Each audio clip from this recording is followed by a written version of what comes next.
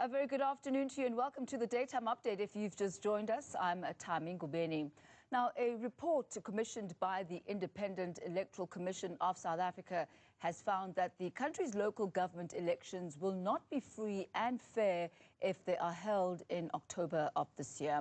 But what will happen to South African municipalities as they grapple with their financial challenges, including downgrades, as revenue collection also continues to decline?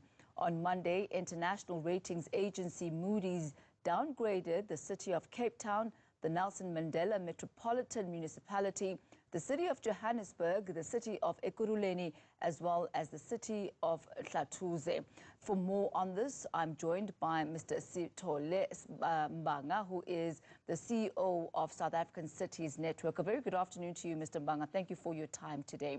Perhaps let's start with the downgrading of the 5 municipalities. What were the reasons given by Moodys for this act? Good afternoon, Tami. The ratings agency have provided reasons that predate, in fact, prior the current crisis that we are in. And I think on the whole, there's a reflection of what's happening to the sovereign credit rating.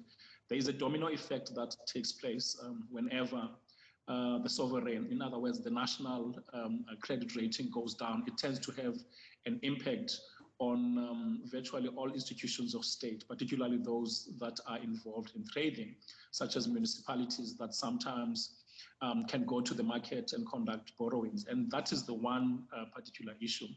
The second reason, and I suspect is possibly the major reason, there's a sense on the part of the credit rating institutions that most South African municipalities are unlikely to collect revenue at the rate at which it was predicted and planned for at the beginning of the year. And that is, I think, as we all know, as a consequence of the fact that the impact of COVID on both business citizens as well as households has been such that there's been no new income that has been generated by both those sources of revenue, as well as other factors. I mean, in part, our inability to be consistent in terms of energy generation and other challenges that are there. I guess what has now recently happened in the last 2 weeks, the instability that we've seen, particularly in the 2 pockets in KwaZulu-Natal and in Gauteng, will also have an onward contributory factor into the next quarter. And why these 5 specifically, do you think?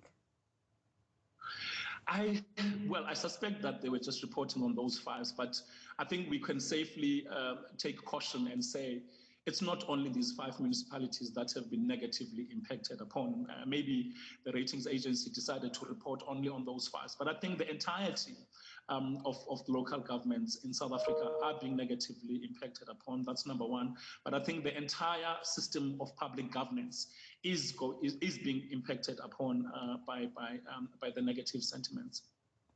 Now, can the municipalities that are currently struggling under this administration actually wait for the local government elections to be held at a much later date?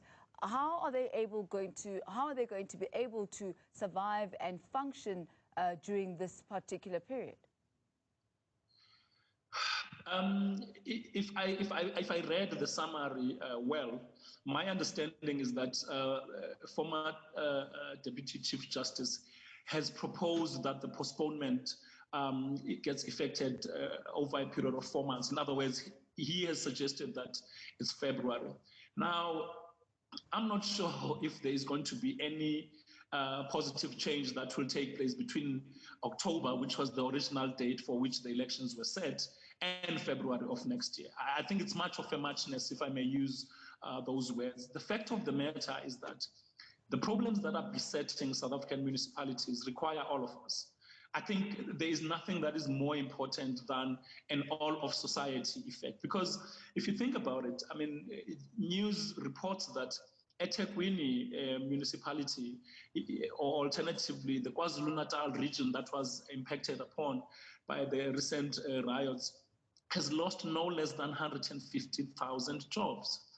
If you assume that those 150 jobs that have been lost are a representative of 150 households. That implies that 150 households are not going to be able to service their debts with their municipality. They're not going to be able to pay for their rates. They will ill afford to pay for water, electricity, and the likes. That is also extended to the business fraternity, who are unable to trade. And as a consequence of being unable to trade, they themselves are not going to be able to afford the services of the municipality. So there's an economic meltdown that is taking place. And it cannot be that one sector is going to be able to solve the problems. This is going to require the efforts of civil society. It's going to require the efforts of the private sector. It's going to require a lot of innovation on our part, both legislatively and in terms of policy. It's also going to require steadfast leadership on the part of government, the public sector that is, including leadership at a local government level. There's something that tells me that as long as at the base level, in other words, at a municipal level, there is no coalition for change, for changing the climate in which we're in between business, private, and society, broadly speaking, including requesting for assistance beyond our borders, because there's a lot of people that are looking at what's happening in South Africa, because there's lots of lessons that South Africa tends to share with the outside world about how it is that we have engaged with Project Democracy since 2002. Mm-hmm. So yeah, it's long and short, and all of society approach for me is about the most basic ingredient that we need at this point in time. You talk about an all-inclusive process. You talk about South Africa's Project Democracy. Let's look at those two aspects and how they make the local government elections to be effective. How is it that the local government elections, when they are being held, can actually end up having a constructive impact on the country, as well as this project democracy that you speak about, and an impact for the citizens of the country as well? Well, Tammy, we are a generation now at this point in time. 25 years of a democracy. So we are the first generation of democratic South Africa. There's a plethora of lessons that I think we have learned in trying to make sure that democracy is embedded, both systemically and structurally.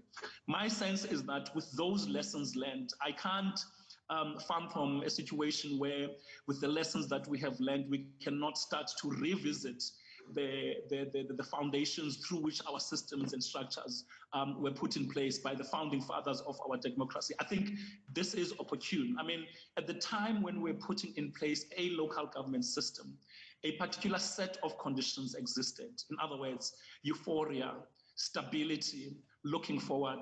25 years down the line, there's a lot of negativism, right? There's a lot of pessimistic opinion about the future. And I think there's an opportunity for us to rearrest the fact that we are suddenly very much united by the adversity that we're facing from an economic and a social and as well as a political point of view, so that we can reimagine the future. And I think there is an opportunity that these elections present. So postponing the elections by 4 months for me should not be too much of a problem, provided we utilize that opportunity to really rethink how we want to strengthen the gains that we have made out of the last 25 years of our democratic life. You talk about reimagining the future. On whose doorstep does that responsibility lie? Frankly, on all of us. Of course, led by government. I think political organizations have to have a responsibility to rethink the system.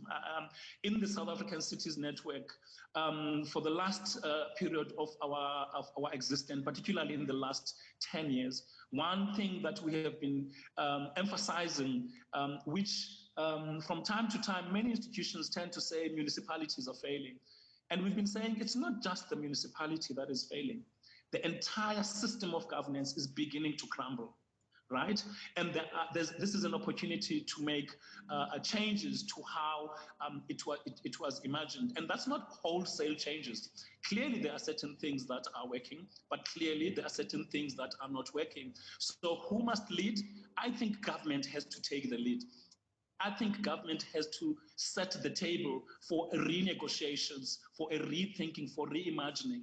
At it, we as civil society organizations, as research and innovation entities, as the private sector, all of us as stakeholders in the future of the country, the future of the economy, the future of society, and really our need to contribute to overall global citizen growth.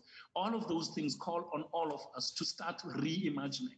So whereas government must lead, in my opinion, I really think that government on its own cannot lead. And I think that has been proven. I think an all of society approach, a situation where all of us act honestly and with integrity on how it is that we are imagining our future is quite important.